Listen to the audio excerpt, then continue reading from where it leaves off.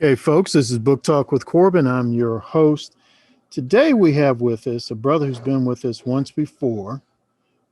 He will, you know, go to youtube.com, put in Book Talk with Corbin, and you'll find his the first interview we did with him. And I'm talking about Pastor Mike Singleton, and he's also a patriot and an author. He's going to talk to us today about the fact of creation. And he has that book available at biblesmack.blogspot.com. And he believes he still has the Facebook page Bible Smack still up. So you may want to check that out. But you really want to go to biblesmack.blogspot.com and to check out his book, something we're going to talk about today, The Fact of Creation. Brother, thank you again for. Let me also add that this will be on the January 11th post. So January 11th, 2021. Mm-hmm. So just so people don't get lost in the weeds there. But basically, this is an interesting book because instead of trying to bring people to faith necessarily, it's actually just saying that this is a fact, that, there is a creator God and that God created the universe. And what I do with it is usually when you hear the debate over the existence of God, you hear, well, is God a reasonable proposition? And let me show you philosophy. Or let me show you science that there is evidence of a designer and argue about. And I have a little bit of that in my book. But really what this is about is that God is not a theory, okay? God is an observed fact. This is part of history. And one thing I noticed is I started getting involved with reading a lot of historians. And so some of the guys like Philo, Josephus, Archbishop James Ussher, and a host of others. I've got a little bit of Herodotus in there, but basically the idea is that if God is already observed, then you can really only argue, well, God is unreasonable or or even saying there's no evidence doesn't even make any sense because you have an observed fact. So that's kind of the biggest idea that the book is kind of showing here. Okay. And I'll give you it's got 6 chapters. What I do in the blog is I've got links at the bottom of the blog that show all the chapters. So basically I say there's the experience of creation, which actually deals with political reality. Either there is a God who gave us common sense and we can argue morality from there, or man doesn't have common sense, so you have to have a giant government tyranny to set the rules and force man into a form of slavery. Mm-hmm. That is the basic experience of creation there. So we start off with the politics because people are more used to that. Then I make that historical case for the creator. Something interesting, I just looked up on Wikipedia. I found 36 among the tribes all over, the ancient tribes all over the world, 36 creator gods. All of them created the world. They're said to be male. They're often having a Garden of Eden of some sort. Or also tales of the Great Flood. And so when you have all these groups kind of saying, okay, there was this one God that created everything. Now, of course, they don't go with a full Christian theology or Jewish theology or something like that.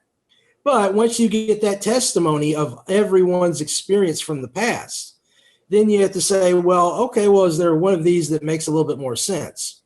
Well, at that point, we start looking at the Jewish record. We start looking at the flood of Noah, how the ark was seaworthy.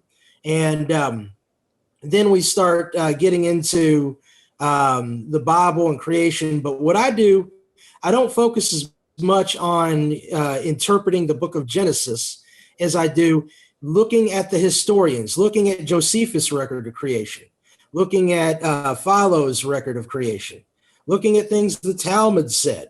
I even go with not only the Bible. Of course, in my religion, we don't recognize the Apocrypha, but I go with the Apocrypha. I look a little bit at the Quran and just show all these different levels of everyone on a uniform basis understanding a creator God. So now that we have that history, the next step is it rational? And there's an argument for the existence of God called the ontological argument. Now, I'll give you like a little street version of the argument so that we can kind of get a good gist of it. And that is that if you don't understand, let's see here, God by definition exists. And if you don't understand that, then you're arguing the wrong God. And so here's some simple things, okay? God is either real, or he's a myth, or he is impossible. So I'll ask you, Corbin, God is all powerful. Is a myth all powerful? No, because he's not real. Yeah. God is eternal. Is a myth eternal? No. Okay. Oh, wait. God It can be eternal. Okay. Well, I don't know. A myth can be eternal, can't it? Because you can say everlasting, but it started at some point. Okay. All right. All right. And God is everywhere. Is a myth everywhere? Wait a minute. Let me say this real quick. Is a myth at all? Yeah, let me say this real quick to my listeners. Guys, we're having some problems with on his side. He's going in and out, and there's some distortion and all. So please be patient. Listen very carefully to what the brother is saying. Of course, it's very important what he's saying. This is a great piece he's put out. You're going to find it on biblesmack.blogspot.com. So if you can't, if we go in and out, my editor is not going to be able to sort of clean up everything, but just hang in there and listen very carefully. Now go ahead, brother. Okay. So to put it simply, we look at all these qualities, and they're all omni qualities. God's all-knowing. God's, holy. God is eternal. Mm-hmm. God is everywhere. So when you look at all these, they're the exact opposite of what a myth is. And therefore, God cannot logically be a myth, because a myth has nothing to do with the definition of God. Now, there was a great mathematician several in the last century named Kurt Gödel. If you're deep into mathematics, but basically, before he died, he privately wrote out a mathematical equation proving the ontological argument that basically you have to go with these essential qualities to say that something is what it is. And so basically, the only alternative they've argued is like, well, can God create a rock that is too heavy for him to lift? And with that argument, basically, it's a malformed question. And the reason is because it's like asking, are you so strong that you're weak and so smart that you're stupid? It doesn't keep with the logic. It doesn't keep with the definition. And if God's all knowing, of course, he created logic. So he knows logic. He, by definition, he should be able to sustain himself as he is. So that's the logical thing. Now, at that point, if we've got a historical observation and it's rational, then you really, you've got your evidence there. You've got your fact observed, and it is logical.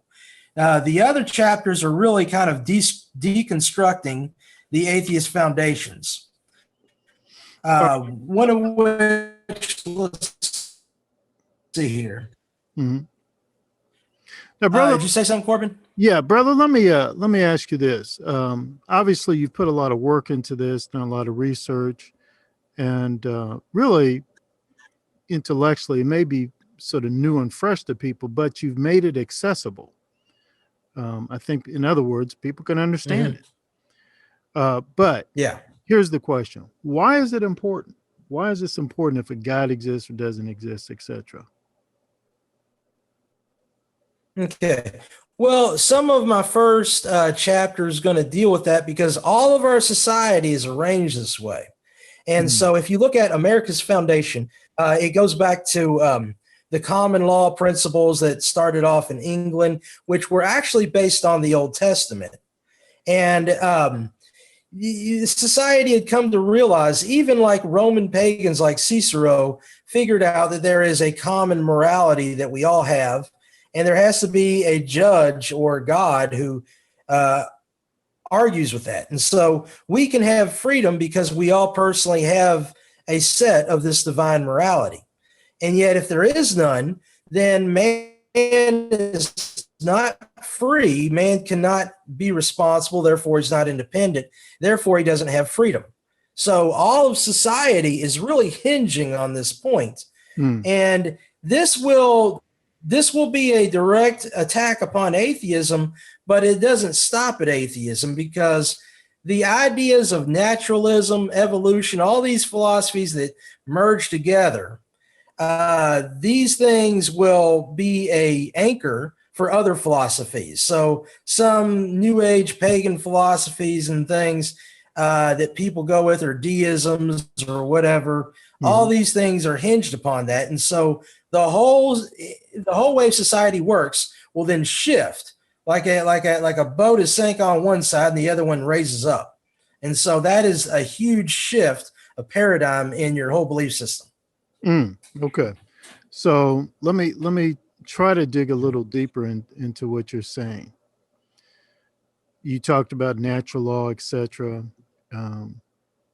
So when we say we hold these truths to be self-evident, they are talking about a creator God that gives us rights, and therefore that creator God is the only one that can take away those rights, or am I getting this correct? Correct. That morality does not depend on the government.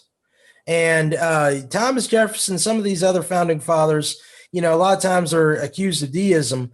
And for some, that's totally wrong. And for some, it's only halfway right. Because the deists of that day believed in the moral superiority of the Bible, and they were big promoters of biblical religion and biblical morality. So that was the left. The left wing was saying, go biblical ethics. Okay. They were saying that biblical ethics somehow evolved or something. And so they all recognized that central morality that must be divinely given to us, that gives us the ability to be responsible, and therefore we can have a free society. Okay. So it is important when we have some folks, politicians, public servants, whatever way you want to categorize them, we do need to pay attention if they start saying things like, well, hey, we're all about diversity and inclusiveness, so we need to stop making references to God so that we don't offend other people. We need to take prayer out of the public arena so that we don't offend other faiths. Should that cause us concern? Yeah, well, the biggest problem is that there's no logic used. I believe in beauty. I believe in goodness. Well, God made beauty and goodness. It doesn't make any sense. It's relying upon your emotions to operate your logic is what they're doing. They want to give you words that we call triggering people, that give emotional thoughts instead of logical thoughts. And your emotions are a good thing, but they have to submit to logic. I think that's a basic lesson of society. And yet, it is being challenged now. We're in a point of chaos. And that is because we have a mind of chaos. They have trained people to think according to their emotion instead of thinking according to logic. And while, we don't have to be, Dr. Spock or anything, we still, have to, concede that logic is more definite than, was more accurate. Logic is more accurate than emotion. Emotions are waves that move back and forth, and sometimes they can cross the boundary, and that's where we can fall. And you would say that, as someone with a biblical worldview, that the Bible is not in conflict with logic. Is that what you would say? Yeah, and I would say that the logic of a man, you will say that there is a total logic, but the logic of a man, because we're not always logical, okay, is inferior to the logic of Scripture, and therefore we need to submit our versions of logic sometimes to the Scripture. So. There are flaws in logic that we're seeing right now. This idea of fuzzy math, where numbers are not really thought of in concrete forms. These ideas that kind of put down, strict instructions of logic and understanding, that's dangerous. Also, some of the logic that we use for the secular worldview, like when we talk about in ancient primordial prehistory and, all this kind of evolution, Big Bang, what happens is we're doing what's called the logical fallacy of induction. And what that is that we don't actually have the evidence. In history, you have somebody back in the past. But in these forms, they start here and they just calculate backwards and they assume that the present is the key to the past. Yet that doesn't work quite as often as people think.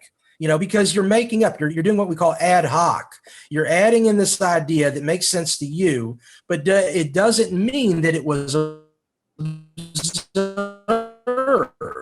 So we don't know if it's true. We're just saying it makes sense and we add on. And so we have a lot of these facts that are not actually facts. They're just versions of imagination. You think about one of the great evolutionists of Germany, Ernest Haeckel. He used to make all sorts of drawings. He drew embryos, and he also, they would draw intermediate species, but they were just cartoons that they made in their mind. So what's happening is that they're adding on. And so before you know it, you have a big myth. And the myth is constantly changing, changing the story and all that. But that's what goes on there. So I dealt with that too. In some different places. Fantastic. Folks, this is Matt Singleton. Yeah. He has written The Fact of Creation. You can get that at biblesmack.blogspot.com. It's very important. It's very important. January the 11th. January 11th. It's very important that you get this because, as you can see, even if you're not a Christian, if you're just an atheist or agnostic, you've got to understand that our rights as citizens of the United States of America are based on largely biblical thought, a biblical worldview. It's very important that we understand that no man, no government can take away our rights. Yeah. And you got to understand that. And what this man is communicating in this book is that, hey, it's perfectly logical. It makes sense. And once we sort of take that, if we're dealing with a three-legged stool and we take one of the legs away, and this is definitely one of the legs, and that stool is going to fall. Yep. Right? That stool is going to fall. We got to read this. And not only read it, but I would say share it too. Brother, is this too heavy for, say like at the 7th grade level and up, or? Let's see here. I would say that you're probably looking at high school to college. We'll start off there. Okay. It does deal with a lot of concepts that could go over your head. Some of them don't. And some of them, if you're just a good slow reader, slow reading is good. If you're a good slow reader, then you can carry through with most of the concepts. I don't know if I put a dictionary in, so that's where you got to look into that. But, I always tell people, go to 1828 Webster's Dictionary. It's online, and basically that dictionary is just very amazing. It has very biblical concepts in it, and it helps to understand our language as it originally was. A lot of our language has been altered to get God out, get the concept of God out of our language so it gets out of our thought process, which kind of goes along with what I've been saying. And you're saying that was, what year was that again? 1828, Webster's Dictionary? Yeah. Yeah. You can go on a search engine and put 1828 Webster's, Webster's Dictionary. I'm like doing it right now just to Mm-hmm. kind of see. And it's like a Webster's Dictionary 1828.com. And it will be amazing to see where these ideas really came from and how they really work.